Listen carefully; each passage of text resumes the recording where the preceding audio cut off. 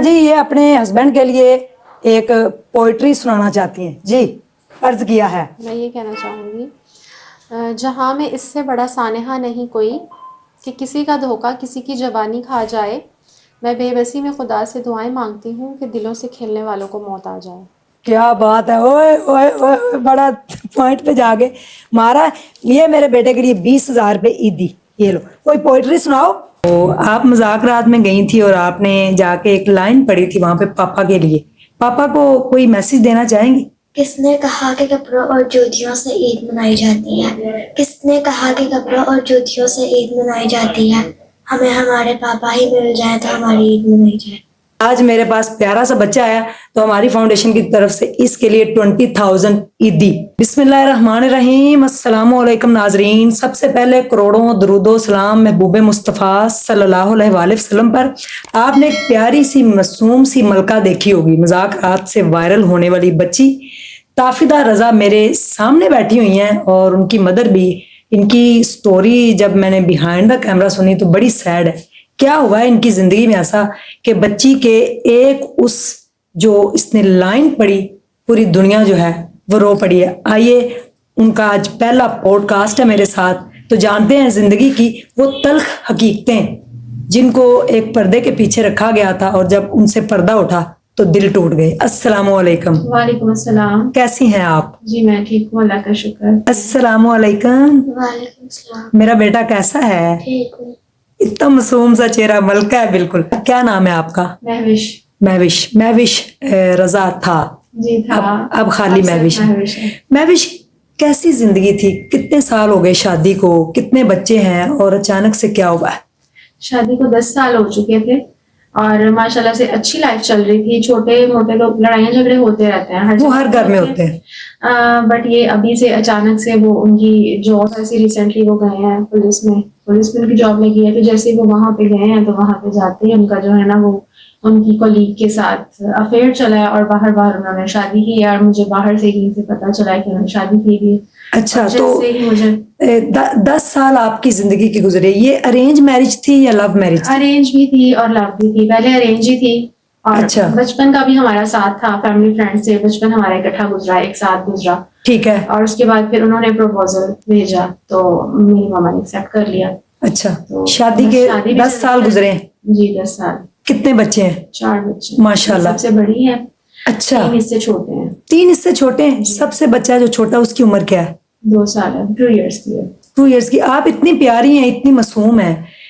Arrange भी थी शादी, प्यार भी था, फिर उन्होंने अफेयर बाहर क्यों चलाया? क्या हुआ ऐसा?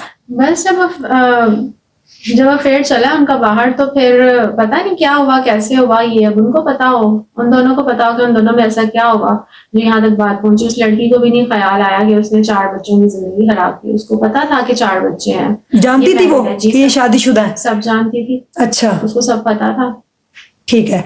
तो ये इनकी पुलिस में रिसेंटली जॉब हुई? जी पहले क्या करते थे? पहले इत्तेहाद केमिकल्स में, अभी भी करते हैं। ठीक है, वहाँ भी जॉब करते हैं। तो पुलिस में जाने से पहले क्या बातें हुई आपकी कि मैंने जी इन्होंने कहा कि मैं नहीं ज्वाइन करना चाहता ना, तो मैंने बोला कि इनके फादर एक्चुअली शहीद हो चुके थे तो उनकी जगह पे इनको जॉब ऑफर हुई थी। तो इन्होंने कहा कि मैंने नहीं करना, तो मैंने इनको सपोर्ट किया। मैंने कहा आप करें, कोई मसला नहीं, आप कर लें। तो मेरा शौक है कि आप पुलिस में जाएं। अच्छा। तो ये नहीं जाते थे, इनकी मदर भी नहीं जाने देती थी। तो वो जैसे ही गए हैं जाते ही इनका वहां पे ये सीन स्टार्ट हो गया। अच्छा, वहीं पे इनकी कुलीग थी वो? जी इनकी कुलीग थी। ठीक है। शादी का आपको कैसे पता चला? मुझे बस शादी का कुछ हरकतें ऐसी दिखने में आई, घर में कुछ ऐसी चीजें होती थी। और फिर इनके, आप जानते हैं जब हस्बैंड का बिहेवियर चेंज होता है तो वाइफ को सबसे पहले पता चलता है। बिल्कुल। बस इनके बिहेवियर से और कुछ इनके कोलीग से। अच्छा, कुलीग ने बताया कि इन्होंने शादी कर रखी, फिर आपने पूछने की कोशिश की? मैंने पूछा तो ये आराम से मान गई कि हाँ जी मैंने की गई। अच्छा। मुझे पता चला तो मैं मामा की तरफ चली गई थी। मैं उस टाइम तो जाहिर दुख होता है, गुस्सा आता है, तो मैं उसी दिन मामा की तरफ चली गई। तो इन्होंने मुझे मनाने की कोशिश नहीं की। इन्होंने कोई ऐसा वो प्यार से नहीं कहा कि चलें ठीक है कोई बात नहीं, मैं आपको भी रखूंगा, अगर मैंने कर लिया तो मैं उसको भी रखूंगा, आपको भी रखूंगा, दोनों को मैनेज करूंगा। हाँ जी मैनेज करूंगा, ऐसी कोई बात नहीं की। जैसे ही मुझे पता चला है तो इनके जो है ना बिहेवियर में बहुत ज्यादा चेंजिंग आ गई। चढ़ाई पे चढ़ाई मुझ पर करते गए कि अब तो मैंने आपको नहीं रखना, आप चली गई हो ना एक दफा मेरी जगह छोड़ दी, अब आपकी इस घर में जगह नहीं है, अब आप वापस दोबारा ना आना। अच्छा। मैं गई हूँ रहने के लिए कि मैं कोऑपरेट करूंगी, मैं रहूंगी, थोड़े दिन रही हूँ उसी घर में? हाँ जी, उन दिनों में इन्होंने मेरे साथ बहुत ज्यादा ऐसी सिचुएशंस क्रिएट कर दी कि वहां मेरा सरवाइव करना जो था वो मुश्किल हो गया। ठीक है। फिर नहीं वहां रहा गया मुझसे ना, तो मैं फिर छोड़ के आ गई। फिर दोबारा मैं गई, 2-3 दफा गई हूँ और 2-3 दफा वहां से मैं आई हूँ वापस तो आ गई। बच्चों को भी नहीं देखा? उन्होंने मुझे नहीं, बच्चों से प्यार था बहुत? था, पहले था, लेकिन जब से वो उस घर में थी तो वो ना बच्चों से ज्यादा अटैच होते थे, ना मुझसे बात करते थे उसके होते हुए। बस बच्चों की रिस्पॉन्सिबिलिटी सारी इनकी दादों पे आ गई थी। इनकी दादो हर काम करती थी बच्चों का, इनको देखती थी और मेरी भी जरूरियात पूरी करती थी। अच्छा। इनके फादर नहीं देखते थे। ठीक है। तो जब आप उधर थी तो वो भी उधर आ गई, दूसरी बेगम भी उसी घर में? जी जी, तो उसके होते हुए तो मैं गई हूँ मामा की तरफ से वापस, मैं गई हूँ ना उधर, तो मैंने सोचा कि मैं रह लेती हूँ उसके साथ, मैं कोऑपरेट कर लेती हूँ। मैंने कहा मुझे मेरी जगह वापस दे दो, बस इसको जहाँ मर्जी रखो, मुझे कोई प्रॉब्लम नहीं है, इसको ले जाओ यहाँ से। अच्छा। उन्होंने कहा ऐसा नहीं हो सकता, तुम चली जाओ, तुमने जाना तो ये नहीं जाएगी, तुम्हें डिवोर्स तुम्हारे घर आ जाएगी, तुम चली जाओ। ये अल्फाज उन्होंने बोले? जी। बच्चों का भी ख्याल नहीं किया? नहीं। अच्छा, अब आप अपनी अम्मी के घर हैं? जी मैं अपनी- इस बात को कितना अरसा गुजर गया? अगस्त से सारा सीन चल रहा है। तो अच्छा। जब से सारा चल रहा है लास्ट ईयर? जी, उस दौरान मैं 2-3 दफा गई हूँ, आई हूँ, ये होता रहा है। फिर अब मैंने 2-3 माह हुए हैं रिसेंटली, अभी मैंने केस कर दिया है बच्चों का ना, खर्चे का और जहेज का, क्योंकि जब मैंने डिवोर्स दे दिया तो डिवोर्स के बाद फिर तो मेरा केस करना बनता था। ठीक फिर है। मैंने कर दिया केस, खर्चे का भी, क्योंकि खर्चा भी नहीं अभी तक नहीं दे रहे, केस भी कर दिया खर्चा नहीं दे रहे। और डिवोर्स के बाद उन्होंने बच्चों का मुतालबा नहीं किया कि बच्चे मैं रखूंगा? कहते थे वो, लेकिन मैंने देखे भी थे बच्चे, वहां रह के आए 1 महीना, ये नहीं गई, 3 छोटे बच्चे गए हैं, बच्चों के बहुत बुरे हालात थे वहां पे। फिर अच्छा। मैंने कहा नहीं, मैंने बच्चे आपको नहीं देने। उन्होंने तो काफी कहा, वो अभी भी कहते हैं कि 2 बच्चे मुझे दे दो, लेकिन मैं कहती हूँ कि नहीं, यानी कि मैं बच्चों का रखूंगी। बंटवारा कर दें, 2 जी। आप रखें, जी। 2 मैं रखूंगा। तो मैंने कहा नहीं, जैसे भी हालात होंगे मैं भूखी भी रहूंगी, लेकिन बच्चों को, वो कहते हैं जी मैं फाइनेंशियली स्ट्रांग हूँ, मैं बच्चों को ठीक से रखूंगा, आप मुझे दे दो, आप बच्चों को उस तरह से नहीं देख सकती। मैंने कहा बेशक आप फाइनेंशियली स्ट्रांग हैं, लेकिन फिर भी बच्चों को उस तरह टेक केयर नहीं आप कर सकते जैसे एक माँ कर सकती है। अब्बू भाई कहाँ है? भाई एक थे, वो फोत हो गए हैं। अब्बू अच्छा। भी नहीं है जी, अब्बू भी नहीं है। अब्बू भी नहीं है? नहीं। भाई भी नहीं है? नहीं। तो सरवाइव कैसे हो रहा है? अम्मी का घर, फिर आप भी 4 बच्चे लेके चली अम्मी गई? भी एक छोटी सी जॉब करती हैं बस, और कुछ मेरे जब फैमिली वाले रिलेटिव्स हैं वो माशाल्लाह से अच्छे हैं काफी, तो वो कुछ हेल्प कर रहे हैं साथ में। मामू लोग हैं, उन्होंने बच्चों के एडमिशन्स करवाए स्कूल्स में जब हम वहां से आए, तो उन्होंने काफी सपोर्ट किया सबने। अच्छा। अम्मी की शादी कितने साल रही अब्बू के साथ? मेरी अम्मी की शादी रही उनके साथ 8 years और मेरी 10 years।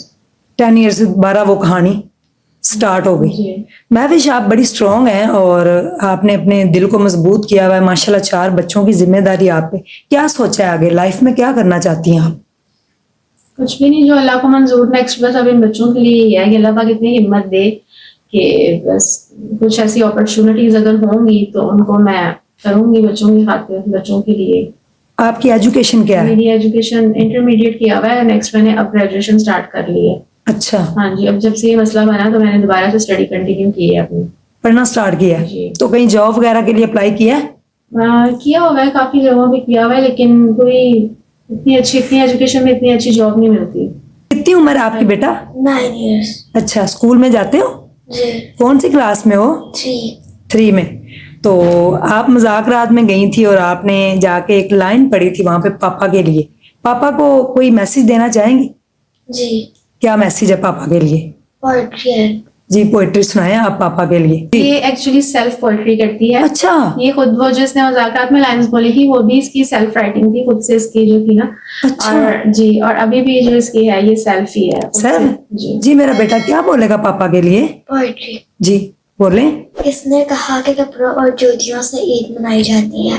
किसने कहा कि कपड़ों और जूतियों से ईद मनाई जाती है?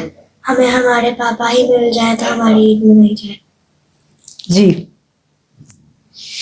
ये दिल पे लगने वाले अल्फाज हैं कि जूते और कपड़े नहीं चाहिए, सिर्फ पापा ही मिल जाए।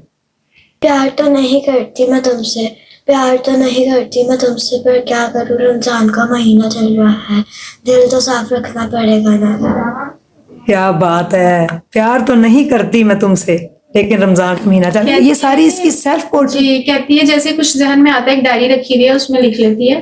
कहती है कि मामा मेरा दिल तो नहीं करता पापा से, दिल तो करता है पापा से मिलने को या वो सब कुछ, लेकिन ये है कि पापा जब चाहते ही नहीं है तो फिर वो सब कुछ बस, फिर इसलिए मैं लिखती रहती हूँ जो भी मेरे दिल में बातें आती हैं तो फिर मैं लिख लेती हूँ।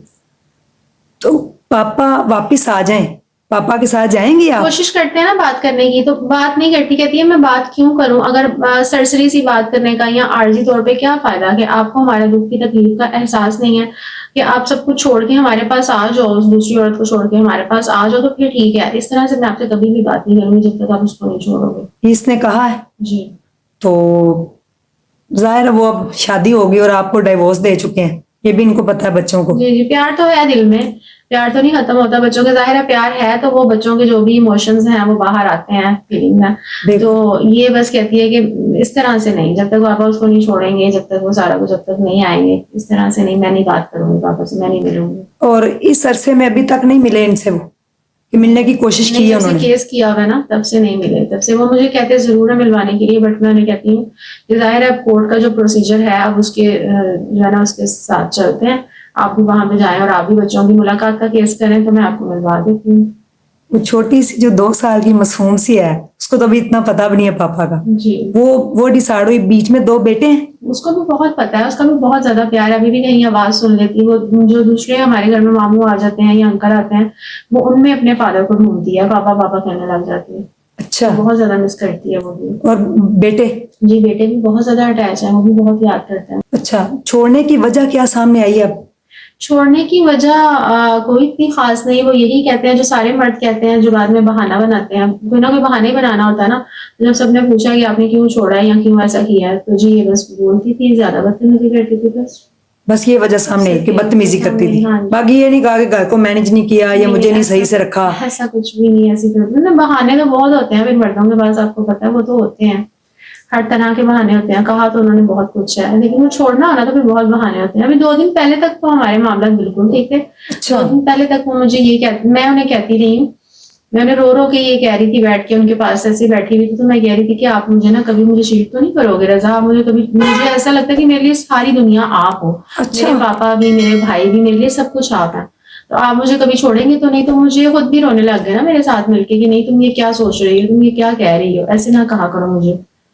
तो ये सब कुछ मैं कह रही थी, तो 2 दिन बाद ही मुझे पता चला कि ये कुछ हुआ होगा।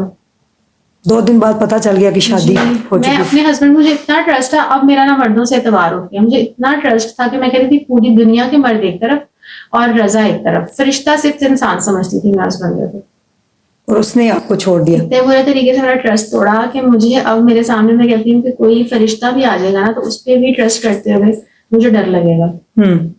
क्या पैगाम देना चाहेंगी? आपकी तो जिंदगी अब जो है उन्होंने खत्म कर दी, उनके साथ आपकी डिवोर्स होगी, बच्चों के हवाले से वो सुन रहे हैं अगर ये पैगाम, तो क्या पैगाम देना चाहेंगे? उन्हें एंड तक यही कहा है कि आप वापस आ सकते हैं, अगर आप वापस आना चाहें तो मैं अभी भी तैयार हूँ आपके साथ, बल्कि अब जितना बुरा आपने मेरे साथ किया है, मैं ही कॉर्पोरेट बच्चों की वजह से मैं अभी भी करने को तैयार हूँ, आप आ जाए इन बच्चों के लिए। मैं अभी भी उन्हें यही मैसेज देना चाहूंगी कि अगर आप अभी भी कुछ आपके दिल में है, अगर अभी भी आपको बच्चों का थोड़ा सा भी ख्याल है, तो आप उन बच्चों का सोचें, आप उन बच्चों के लिए कुछ करें।